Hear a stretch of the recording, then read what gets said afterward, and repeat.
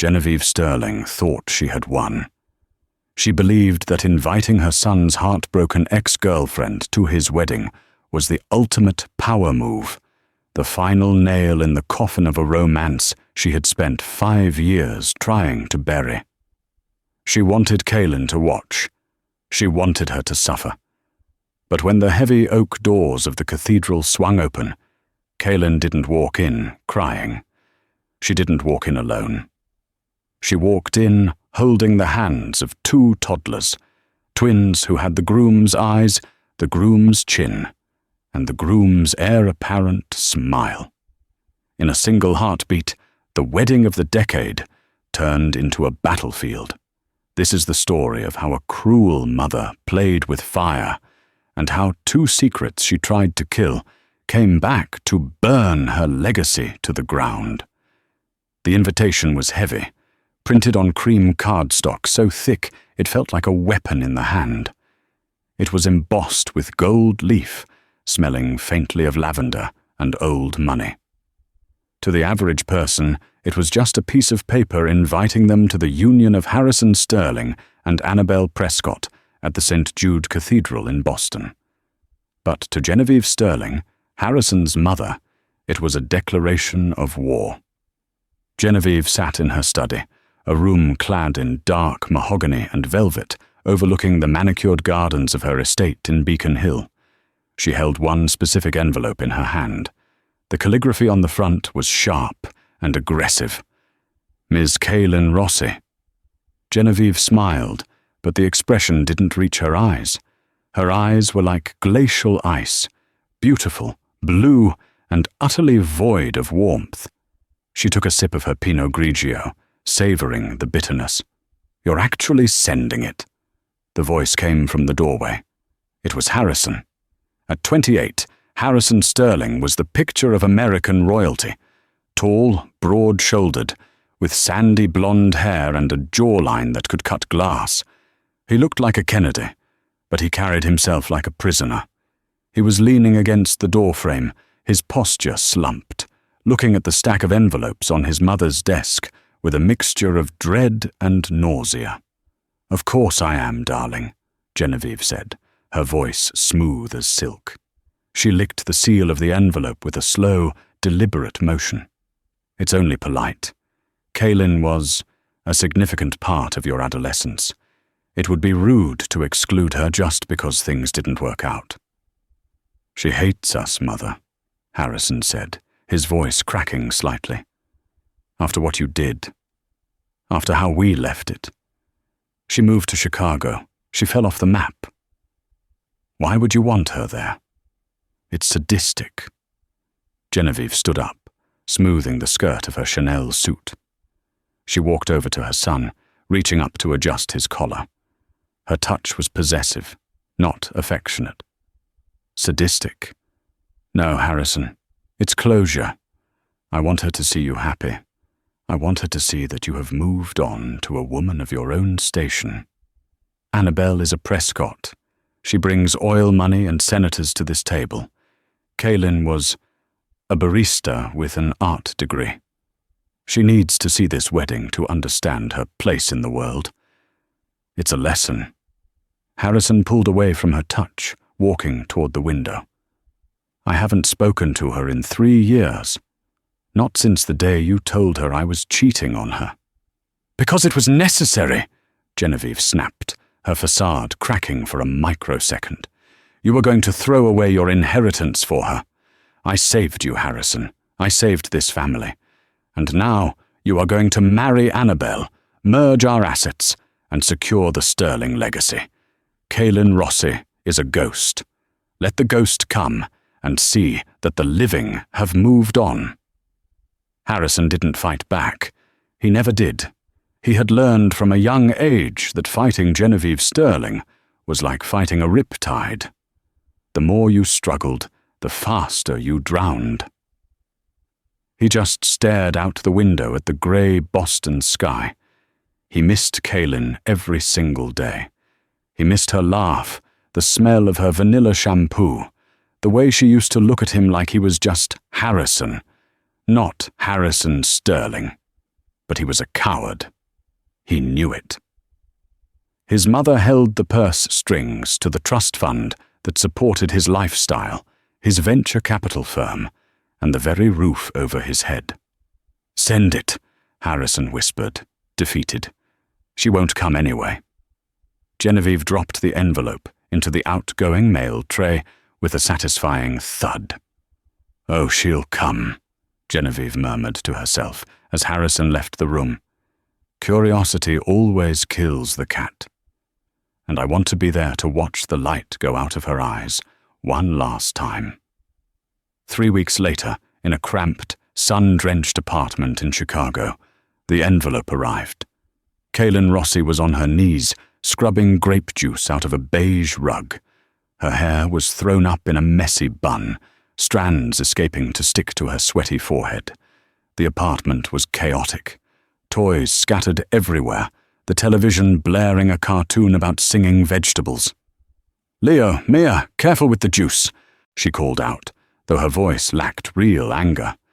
2 toddlers, a boy and a girl, came tumbling into the room, giggling. They were 3 years old, a whirlwind of energy.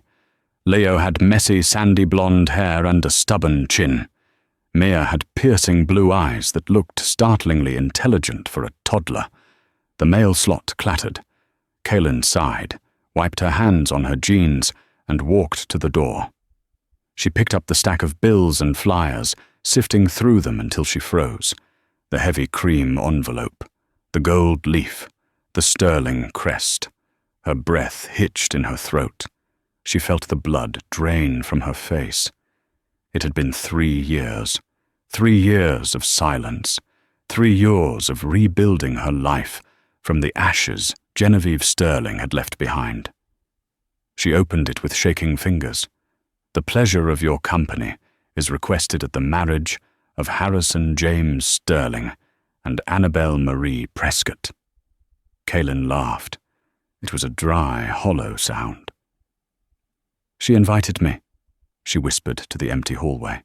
"The witch actually invited me." She knew exactly why. Kaylin wasn't stupid. She knew Genevieve. This wasn't an olive branch. It was a victory lap. Genevieve wanted to rub Kaylin's nose in the fact that Harrison was marrying the right kind of girl. Kaylin walked back into the living room, sinking onto the sofa. She looked at the twins. Leo was trying to build a tower out of blocks, his brow furrowed in concentration, an expression she had seen on Harrison's face 1,000 times. Mia was reading a picture book, turning the pages with delicate precision. They didn't know their father. They only knew him as the man in the picture Kaylin kept in her jewelry box. When Kaylin had left Boston, she was pregnant. She had gone to Harrison's apartment to tell him, to fight for him one last time, despite his mother's interference. But Genevieve had intercepted her at the gate. Genevieve had told her that Harrison had moved on, that he was disgusted by Kaylin's clinginess, and had offered her a check for $50,000 to disappear. Kaylin had torn up the check and thrown it in Genevieve's face. But she had left. She was proud and she was heartbroken. She moved to Chicago, changed her number, and raised the twins on her own, working 2 jobs, refusing to take a dime from the Sterling family. But now, this invitation, it felt like a challenge. "Mama?" Mia asked, waddling over and patting Kaylin's knee. "You sad?" Kaylin looked down at her daughter. Those blue eyes, the sterling blue. A fire ignited in Kaylin's chest. It wasn't the fire of a heartbroken girl anymore. It was the inferno of a mother who had been wronged.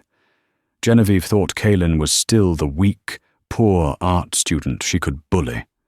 Genevieve didn't know about Leo and Mia. If Genevieve wanted a show, Kaylin decided, she would give her a show. She picked up her phone and dialed her best friend, Samantha, who was a high-powered divorce attorney in New York. "Sam?" Kaylin said, her voice steady and cold. "Kaylin, everything okay?" "I need a dress," Kaylin said. "A really expensive dress, and I need to borrow some money for plane tickets to Boston. First class. What's going on? Kaylin looked at the invitation again, her eyes narrowing. I've been invited to a wedding, and I think it's time Harrison met his children. The day of the wedding was crisp and cold, a perfect New England autumn day. The St. Jude Cathedral was packed to the rafters with the elite of Boston society.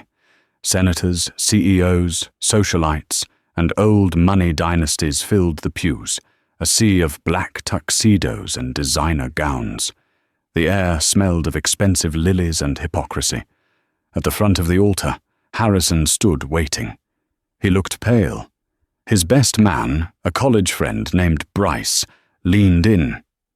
You look like you're going to the gallows, man. Breathe. I can't breathe, Harrison muttered. He scanned the crowd, his eyes darting nervously. He didn't know why he was looking. She wouldn't be here. She couldn't be. In the front row, Genevieve sat like a queen on her throne. She wore a silver gown that cost more than most people's cars. She looked triumphant. She had scanned the guest list as people arrived. No sign of Kaylin. Good, Genevieve thought. A little disappointed, but mostly satisfied. She knew her place. She was too ashamed to show her face. The organ music swelled.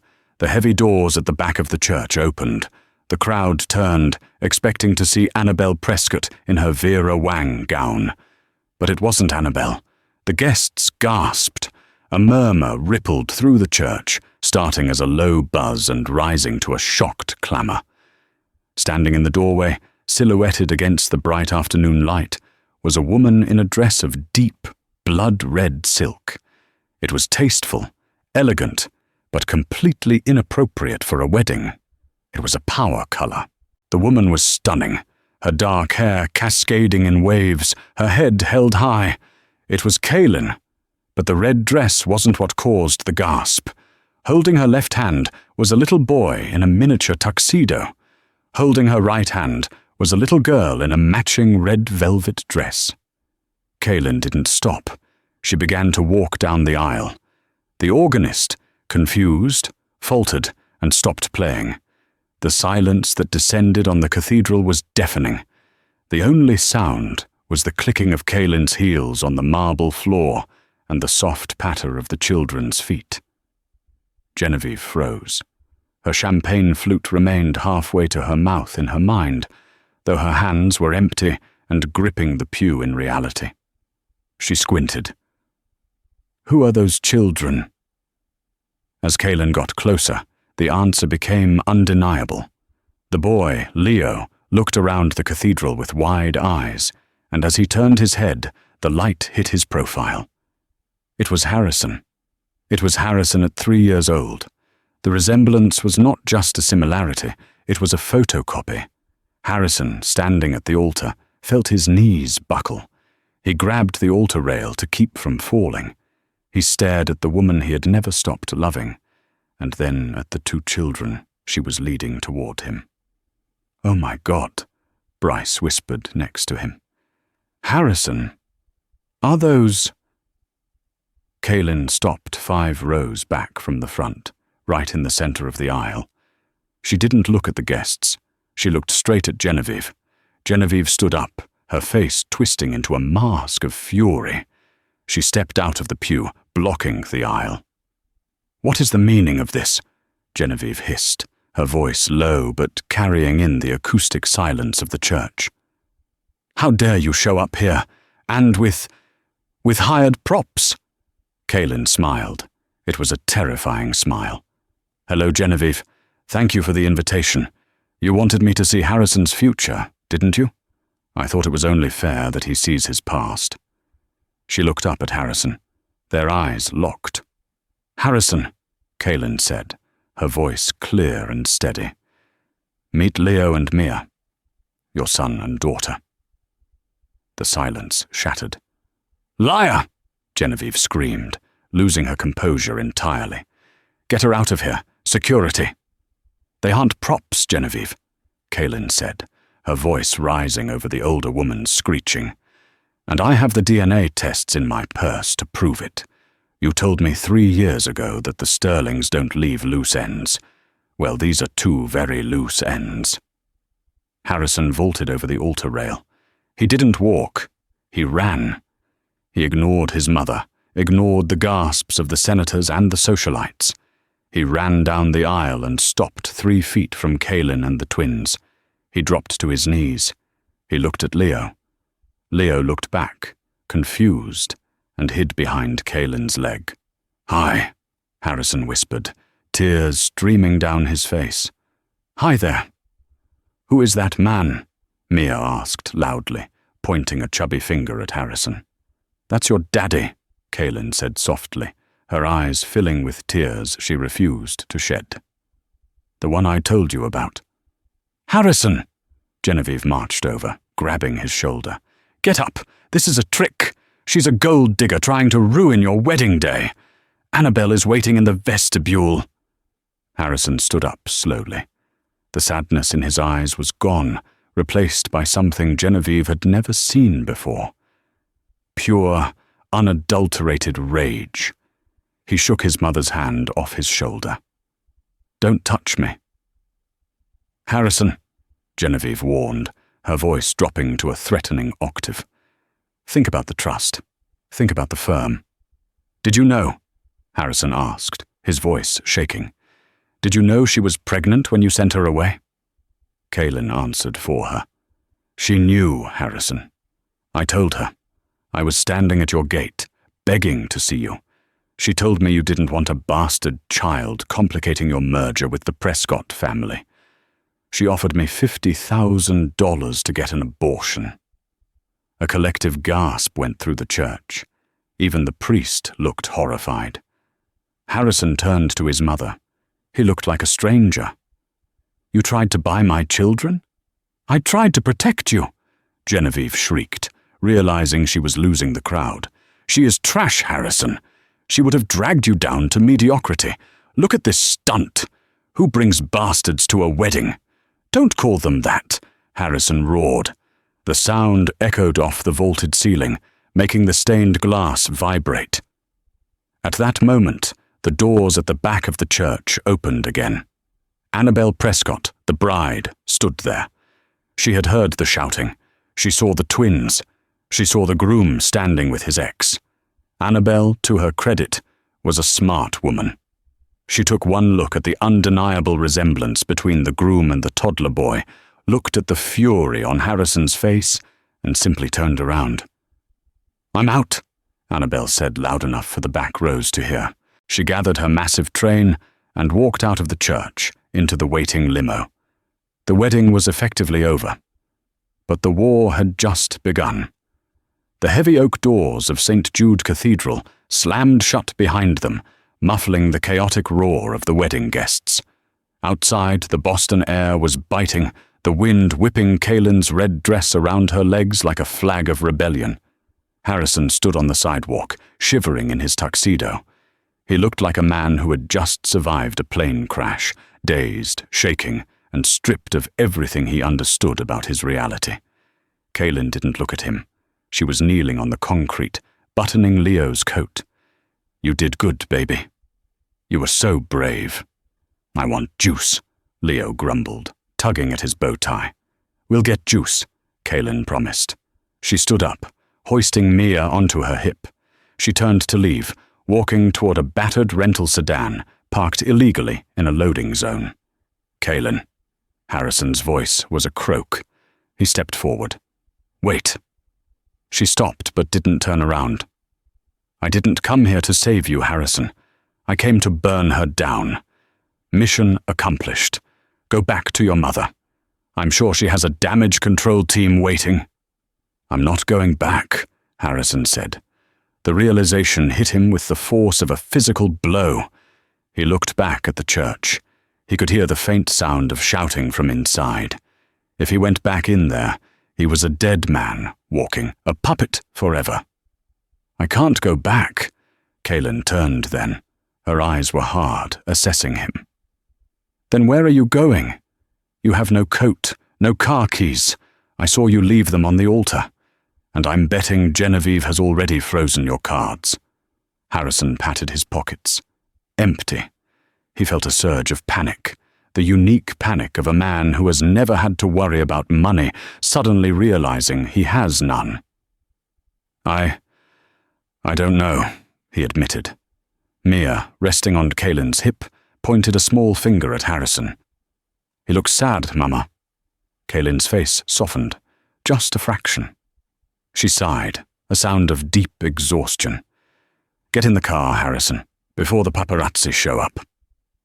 The drive to the budget motel near the airport was silent.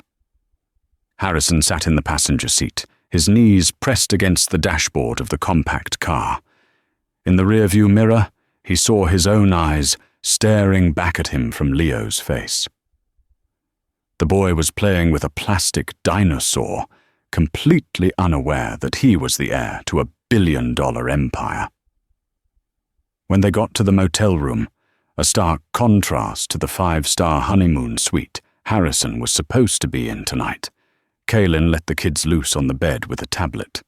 She turned to Harrison, crossing her arms. Talk. You have 5 minutes before I kick you out. Harrison sat on the edge of the wobbly desk chair. I didn't know, he said, his voice breaking. You have to believe me. If I had known... God, Kaylin, I would have burned the city down to get to you. You didn't fight for me then, Kaylin said, her voice devoid of pity. You let her tell you I was a cheater. You believed her over me. That's what hurts, Harrison. You didn't trust me. I was 25 and weak, Harrison said, putting his head in his hands. She produced photos. Doctored photos, obviously. She had bank statements showing payoffs from a rival firm. She constructed a reality where you were a corporate spy. It sounds insane now, but back then, she was my mother. I didn't think she was capable of that level of evil. She offered me 50 grand to kill them, Kaylin said, gesturing to the twins. Harrison flinched. I will kill her, he whispered. I swear to God. Save the macho act, Kaylin snapped. You're cut off, Harrison. I know how Genevieve works. Look at your phone. Harrison pulled his smartphone from his pocket. No service. She cut the plan, Kaylin said dryly. Try your banking app. He connected to the motel Wi-Fi. Access denied. Account frozen due to suspicious activity. 0, Harrison said, staring at the screen. She's locked me out. Welcome to the real world, Kaylin said. She walked over to her purse and pulled out a $20 bill. She tossed it at him. That's for dinner. There's a burger place across the street. I'm not feeding you. I barely have enough for the flights back to Chicago tomorrow. Harrison looked at the bill. It was the most humiliating moment of his life. And yet, looking at Leo and Mia jumping on the bed, he felt a strange, terrifying sense of liberation. I'm coming with you, Harrison said. Kaylin laughed. To Chicago? To live in a 2-bedroom walk-up? You're Harrison Sterling. You need 400 thread count sheets and a personal chef. You won't last a day. Watch me, Harrison said. He stood up, taking off his tuxedo jacket and rolling up his sleeves. He looked at Leo. Hey, buddy, can I see that dinosaur? Leo hesitated, looking at his mom for approval. Kaylin paused, her heart warring with her head. Finally, she gave a curt nod. Leo handed the dinosaur to Harrison. It's a T-Rex. He eats people. Does he? Harrison smiled, a genuine sad smile. I know some people like that. For the first time in 3 years, Harrison Sterling fell asleep, not in a silk bed, but on a lumpy motel floor with a towel for a pillow, listening to the breathing of the children he should have raised. He had nothing, and he had everything, but the silence of the night was deceptive. Genevieve Sterling was not sleeping. She was in her study, surrounded by a team of lawyers who billed more per hour than Kaylin made in a month. I want them, Genevieve said, swirling her scotch. The boy, "The girl. They are Sterling's. They belong to the estate." "And the father?" the lawyer asked. "Harrison chose his side," Genevieve said, her eyes cold as diamonds. "Destroy him. But get me those children. I don't care what it costs." The war didn't start with a shout. It started with a subpoena. It had been 2 weeks since the wedding. Harrison was living on Kaylin's sofa in Chicago. He had sold his Rolex pawn shop style to pay for his share of the groceries and a cheap prepaid phone.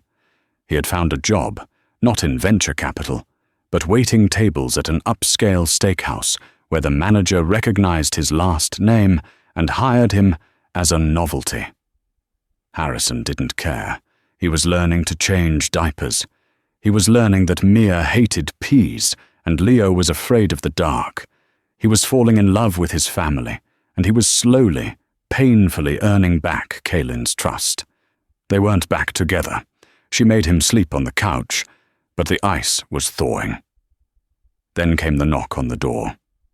It was a Saturday morning. Pancakes were on the griddle.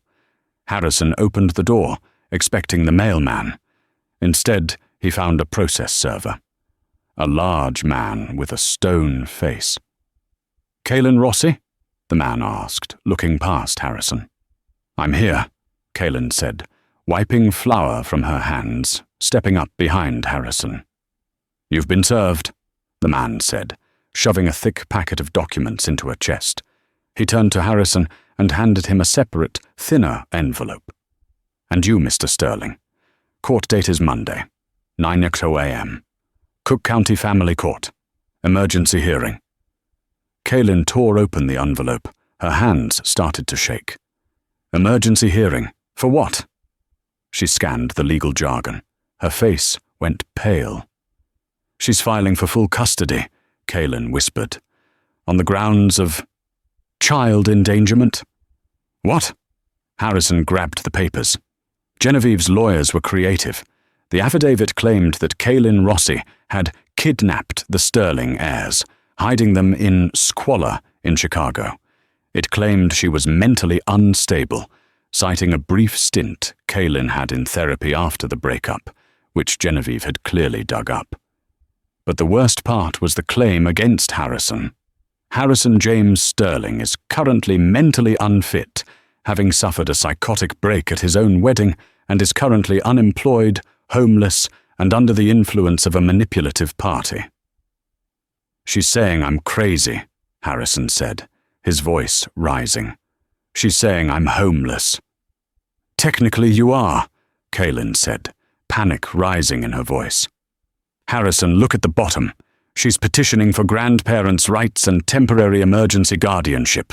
She wants to take them to Boston. If she gets them across state lines, we'll never see them again." "She can't do that," Harrison said. "We are their parents." "She's Genevieve Sterling," Kaylin screamed, throwing the papers on the floor. "She owns judges. She owns senators. I have $300 in my savings account, Harrison. How do we fight this?" The twins started crying at the noise. Kaylin collapsed onto the floor, pulling her knees to her chest. Harrison looked at the papers, then at the crying children, then at Kaylin. The fear in the room was palpable. Genevieve didn't need to be right. She just needed to be richer. She would bury them in motions and hearings until they went bankrupt or gave up. "We need a lawyer," Harrison said steadily. "A shark." "I can't afford a shark," Kaylin sobbed. "My friend Sam is a divorce lawyer, but she's in New York. She doesn't know Illinois family law." "I know someone," Harrison said. A dark look crossed his face. "There was a man my father used to use, a man Genevieve fired because he knew too much. He hates her almost as much as we do." "Does he work for free?" Kaylin asked bitterly. "No," Harrison said. He reached into his pocket and pulled out a small velvet pouch. He had saved it from the pawn shop. Inside was a pair of cufflinks, sapphire and diamond, vintage Cartier. They were the only thing his father had left him personally, hidden away from the trust. "These are worth $50,000, Harrison said. "It's a retainer." The courtroom on Monday smelled of floor wax and desperation. Genevieve was there, of course. She sat at the plaintiff's table, flanked by 3 lawyers in grey suits who looked like sharks in human skin. She wore a modest navy suit, a pearl necklace, and an expression of deep, pained concern. She looked like the grieving grandmother trying to save her grandkids from a crack house. Harrison and Kaylin sat at the defense table. Their lawyer was Arthur Penhaligon. He was 70 years old, disheveled, with a mustard stain on his tie and a cough that sounded like a rattling chain. But when he looked at Genevieve, his eyes gleamed with malice. "All rise," the bailiff droned. Judge Holloway entered. He was a stern man with a reputation for being tough on deadbeat dads. Genevieve's team had likely selected this venue carefully. The lead lawyer for Genevieve, a slick man named Vance, who Harrison remembered firing from a party once for being too drunk, stood up. "Your Honor," Vance began, his voice dripping with false sympathy. "This is a tragic case. My client, Mrs. Sterling, simply wishes to provide a stable home for her grandchildren. The mother, Ms. Rossi, has hidden these children for 3 years, denying them their heritage, their medical history, and financial security. The father, Mr. Sterling, is currently undergoing a severe mental health crisis, having abandoned his fiancée at the altar to live in, well, let's call it substandard housing." He presented photos of Kaylin's apartment building. It looked gritty in the black and white printouts. He presented photos of Harrison waiting tables. "Is this the environment for the heirs to the Sterling fortune?" Vance asked. "We are asking for immediate temporary custody to be granted to Mrs. Sterling until a full psychiatric evaluation can be done on the parents." The judge frowned, looking at Harrison. "Mr. Sterling, is it true you are currently unemployed in your field and living on a sofa?" Harrison stood up. Arthur put a hand on his arm to silence him, but Harrison shook it off. "It is true, Your Honor," Harrison said clearly, "because my mother stole everything else. But I am working, I am providing, and I am a father. A father who didn't know his children existed until 2 weeks ago," the judge noted coldly. "Because she," Harrison pointed at Genevieve, "lied to both of us." "Hearsay," Vance interrupted smoothly. "We have no proof of these allegations. However, we do have proof that Ms. Rossi has a history of financial instability." The tide was turning against them. Kaylin was gripping the table so hard her knuckles were white. Genevieve looked serene. She checked her watch. She expected to be on a private jet with the twins by noon. Then Arthur Penhaligon stood up. He didn't smooth his tie. He didn't clear his throat. He just picked up a piece of paper. "Your Honor," Arthur rasped, "while Mr. Vance paints a lovely picture of a concerned grandmother, he neglected to mention the reason Mrs. Sterling is so desperate to acquire these children today. It isn't love. It isn't stability." "Objection," Vance said. "Relevance?" "Go on," the judge said, intrigued. Arthur walked toward the bench. "We have obtained medical records, specifically the medical records of the late Mr. Jonathan Sterling, Harrison's father." Genevieve's composure faltered. Her back stiffened. "Mr. Sterling died of a rare genetic blood disorder," Arthur continued. "Familial hemophagocytic lymphohistiocytosis. It is genetic, recessive. But here is the interesting part." Arthur turned to look at Genevieve. "Mrs. Sterling was diagnosed with early-stage leukemia 3 months ago. She needs a bone marrow transplant. Harrison was tested. He is not a match. She has no siblings." The courtroom went silent. "She doesn't want grandchildren, Your Honor," Arthur said, his voice dropping to a growl. "She wants harvestable donors, She needs a blood relative with the Sterling markers. She needs Leo or Mia to save her own life. The judge's eyes widened. He looked at Genevieve.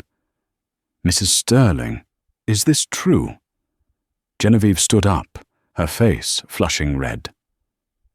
"This is a violation of my medical privacy. That man should be disbarred." "It was submitted into evidence under the discovery of medical history, which you demanded for the children." Arthur smiled, showing yellow teeth. "You opened the door, Genevieve. I just walked through it." Kaylin gasped, covering her mouth. She looked at Harrison. Harrison looked sick. "You wanted to cut them open?" Harrison shouted across the courtroom, his voice echoing. "You wanted to take my children and put them under the knife to save yourself." "I am the head of this family," Genevieve screamed, losing her concerned grandmother mask entirely. "I am the Sterling legacy. Without me there is nothing. Those children owe me their lives. They are nothing but spare parts without the Sterling name." The silence that followed was absolute. The court reporter stopped typing. The judge looked like he had swallowed a lemon. Genevieve realized what she had said. She clamped her mouth shut, looking around the room. The mask had slipped, and underneath was a monster. "Spare parts," the judge repeated slowly. He looked at the woman with utter disgust. "Motion for temporary custody denied." The judge slammed his gavel down. "Furthermore, I am issuing an immediate temporary restraining order. Mrs. Sterling, you are not to come within 500 feet of those children or their parents. If you attempt to contact them, I will have you thrown in jail for harassment." "You can't do this!" Genevieve shrieked. "Do you know who I am?" "I know exactly who you are," the judge said. "Bailiff, clear the court." Harrison slumped into his chair, shaking.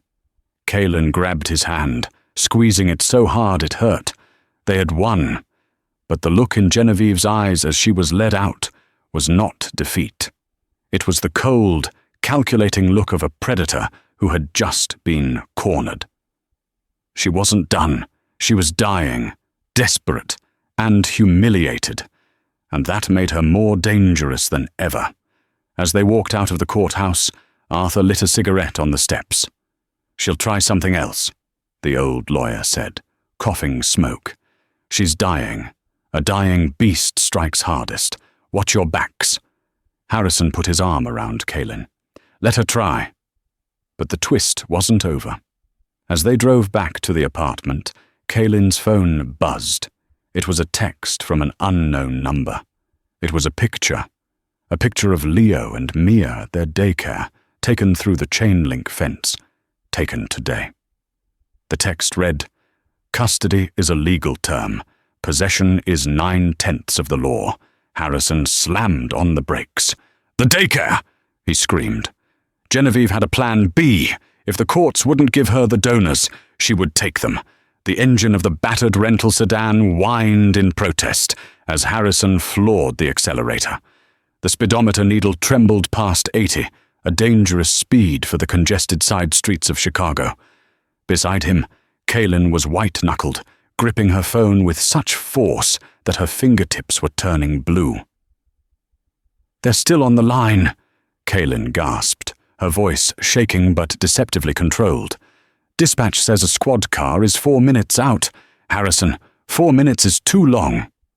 "We're almost there," Harrison gritted out. He didn't look at her. His eyes were locked on the road, scanning for gaps in the traffic. He ran a red light at the intersection of Darman and North, dodging a delivery truck by mere inches. The blast of the truck's horn faded behind them, swallowed by the roar of blood in his ears. He wasn't Harrison Sterling, the venture capitalist, anymore. He wasn't the man who worried about stock portfolios or public image. In that terrified, adrenaline-fueled moment, he was simply a father. A primal instinct had taken over, a dormant beast that Genevieve had tried to breed out of him with etiquette lessons and boarding schools. "There!" Kaylin screamed, pointing. They screeched around the final corner. The Little Acorns daycare was a colourful building, usually a place of laughter and finger-painting. Now it looked like a crime scene in progress. A sleek, obsidian-black SUV, the kind used by government officials or high-level targets, was idling aggressively on the curb. The chain-link gate to the playground had been forced open, the metal twisted. Harrison slammed the brakes. The car skidded across the gravel, coming to a halt just feet from the SUV's bumper. Inside the playground, chaos reigned. The daycare workers were screaming, huddled near the door. But near the swing set, two large men in dark suits were moving with military precision. They weren't common thugs. These were private contractors. Expensive muscle. One of them had Leo. The boy was tucked under the man's arm like a package, his small legs kicking uselessly against the man's ribcage. Leo's face was red, his mouth open in a silent scream of terror. The second man was reaching for Mia. The little girl was on the ground, clinging to the leg of a plastic slide, sobbing. "No!" The roar tore from Harrison's throat, raw and animalistic. He didn't wait to put the car in park. He threw the door open and sprinted. He vaulted over the low hood of the sedan, his dress shoes slipping on the asphalt. But he recovered instantly. The distance to the playground felt like miles, but he crossed it in seconds. The man holding Leo turned, hearing the commotion. He looked bored, professional. He raised a hand to stop Harrison. "Sir, stay back! We have a legal—" Harrison didn't stop. He lowered his shoulder and slammed into the guard with the force of a freight train. It wasn't a calculated fighting move. It was pure physics and desperation. The air left the guard's lungs in a violent whoosh. Both men went down hard into the wood chips. Harrison scrambled for purchase, his hands flying, punching blindly. He felt his fist connect with a jaw, then a cheekbone. "Let him go!" Harrison screamed, grabbing the man's collar. The guard, recovering from the surprise, shoved Harrison off with massive strength. Harrison flew backward, landing hard on his spine. The wind was knocked out of him, black spots dancing in his vision. "Harrison!" Kaylin's voice pierced the fog. She was running toward Mia, throwing herself over her daughter's body, just as the second guard reached for her. The guard hesitated, looking at the fierce woman snarling up at him like a wolf protecting her cub. Harrison scrambled to his feet. His lip was split, blood tasting of copper and salt filling his mouth. He stood between the guards and his family. He raised his fists. He had never been in a fistfight in his life, but he knew he would die on this playground before he let them pass.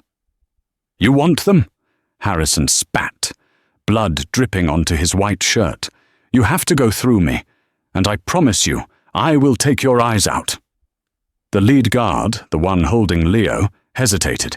He set the boy down, though he kept a hand on Leo's shoulder.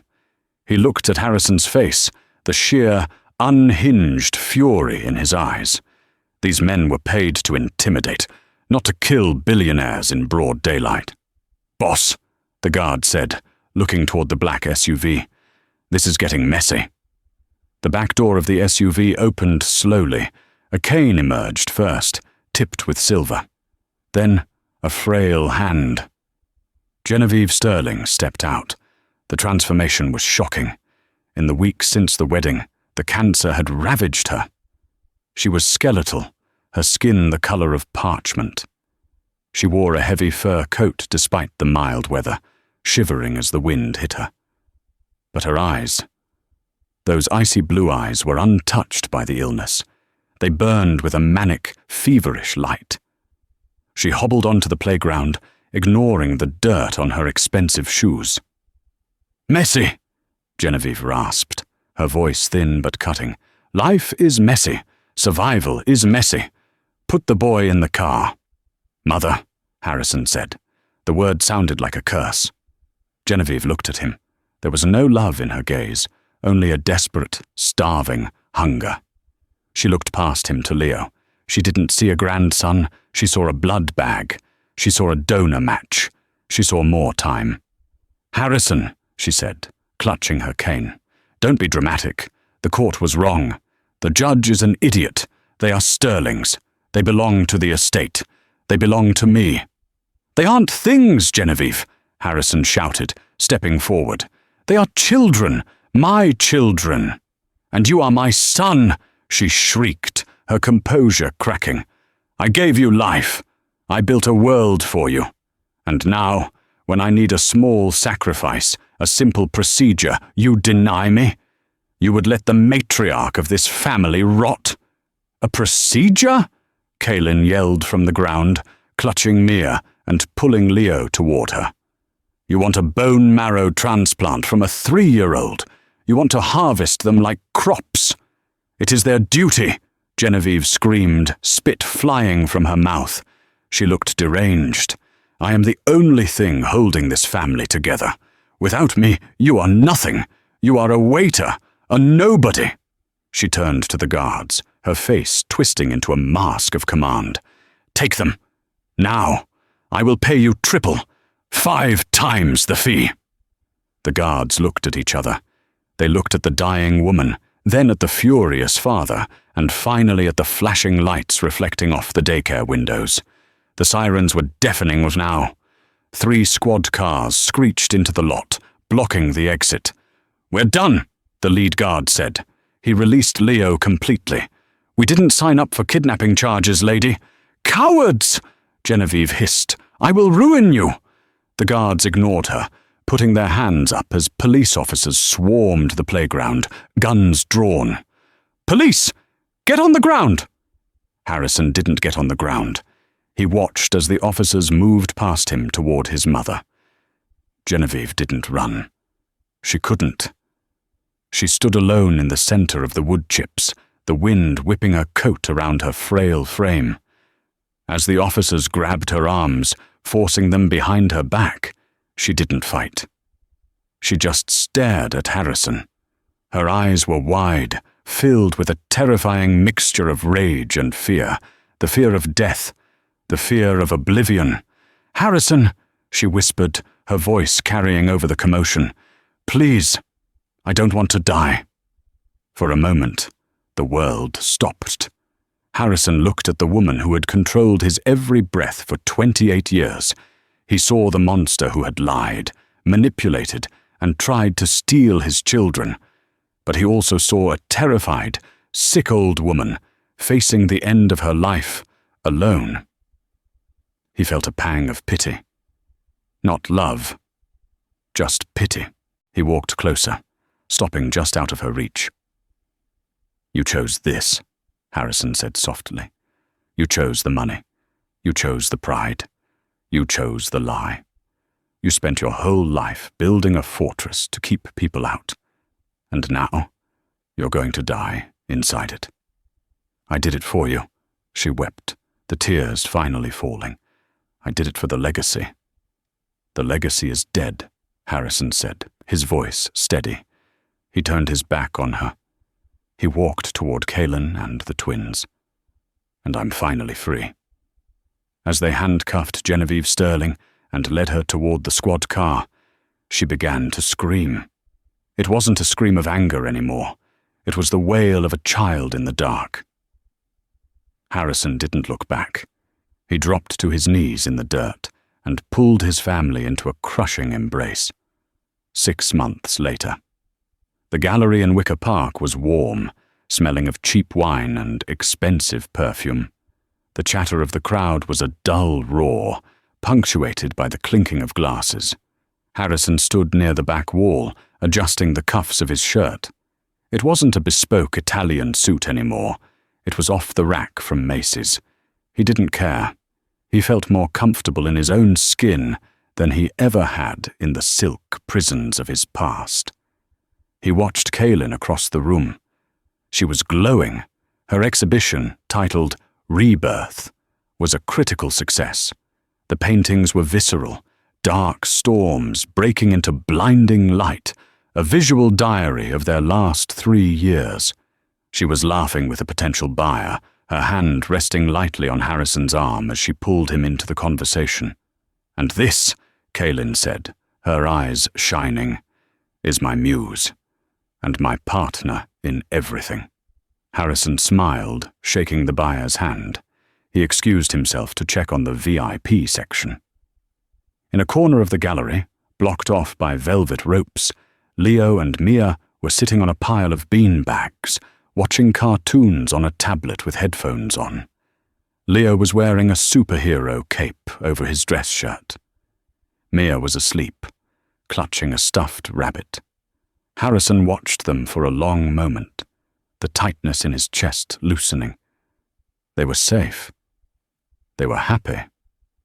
They didn't know they were the heirs to a shattered dynasty, and Harrison intended to keep it that way. "Penny for your thoughts?" It was Arthur Penhaligon. The dishevelled lawyer looked slightly more presentable than usual, though his tie was still crooked. He held a manila envelope in his hand. "Just thinking about how fast they grow," Harrison said quietly. Arthur nodded, leaning against the wall. "I have the final probate documents, from Boston." Harrison stiffened. The air in the room seemed to drop a few degrees. "Is it done?" "It's done," Arthur said. "She passed away on Tuesday. The prison hospital said it was peaceful, mostly due to the morphine." Harrison looked down at his shoes. He waited for the grief to hit him, but it didn't come. Just a hollow, quiet acceptance. "And the will?" "That's the interesting part," Arthur said, a dry smile touching his lips. "She tried to change it, Harrison. 2 days before she died, she called in a notary. She tried to liquidate the entire estate and donate it to a political super PAC. She wanted to burn the money rather than let you have it." Harrison let out a short, bitter laugh. "Sounds like her." "But," Arthur continued, tapping the envelope against his palm, "we successfully argued that she was not of sound mind due to the advanced stage of her illness and the medication. The judge threw out the new will. The original testament stands." Arthur extended the envelope. "Everything reverts to the next of kin. You, Harrison. It's all yours. The houses, the accounts, the portfolio, all 1.2 billion of it." Harrison stared at the envelope. It looked like a bomb. For years, that money had been the leash around his neck. It was blood money, earned through ruthlessness and maintained through cruelty. He could feel Kaylin watching him from across the room. She knew what was in the envelope. She stopped talking to the buyer, her face unreadable, waiting to see what he would do. Harrison took the envelope. It felt heavy. "I don't want it," Harrison said. "You can't just throw it away, son," Arthur said gently. "That kind of power, it's a weapon. If you leave it, someone else will pick it up. The board of directors, the sharks. They'll consume it and keep doing what Genevieve did." Harrison looked at Leo and Mia. He thought about the daycare. He thought about the fear in his mother's eyes. "You're right," Harrison said. "It is a weapon. So let's aim it at something else." He turned to Arthur. "Liquidate the assets. Sell the Beacon Hill estate. Sell the summer home in the Hamptons. Sell the shares in the oil firms." "And do what with it?" Arthur asked, raising an eyebrow. "Start a foundation," Harrison said, his voice gaining strength. "A real one. I want to fund legal defense for single mothers fighting custody battles against wealthy partners. I want to fund medical research for blood disorders, research that doesn't rely on coercion. I want to build community centers in neighborhoods Genevieve wouldn't even drive through." Arthur smiled, a genuine wide grin that showed his yellowed teeth. "The Rossi Sterling Foundation?" "Just the Rossi Foundation," Harrison corrected him, looking at Kaylin. "The Sterling name has done enough damage. It's time for a new name to mean something." Kaylin walked over, sliding her hand into his. She squeezed tight. She had heard. "You sure?" she whispered. "We could keep a little. Buy a bigger house." "We have a house," Harrison said, kissing her forehead. "It has leaky faucets and a drafty window. But it has us. I don't need anything else." He looked back at the painting on the wall, the storm breaking, the sun coming through. Genevieve had tried to crush them. She had tried to bury them, but she forgot that they were seeds. And out of the ashes of her empire, something beautiful was finally beginning to grow. Harrison Sterling took the envelope, handed it back to Arthur, and turned to his wife. "Come on," he said, picking up a sleeping Mia. "Let's go home. I have to work in the morning." And so, the wedding of the decade didn't end with a kiss at the altar, but with a father finding his fight on a playground. Genevieve Sterling died as she lived, grasping for control in a world that had moved on without her. She thought legacy was about blood and bank accounts, but Harrison proved that real legacy is about who you're willing to bleed for, not who you take from. What do you think? Did Harrison make the right choice, rejecting his mother at the end? Or does family duty come first, no matter how toxic? And be honest, would you have invited your ex to your wedding just to be petty? Let me know in the comments below. If you enjoyed this story of karma, heartbreak, and redemption, please hit that like button. It really helps the channel. And don't forget to subscribe and ring the bell so you never miss the next scandal. Thanks for watching, and I'll see you in the next story.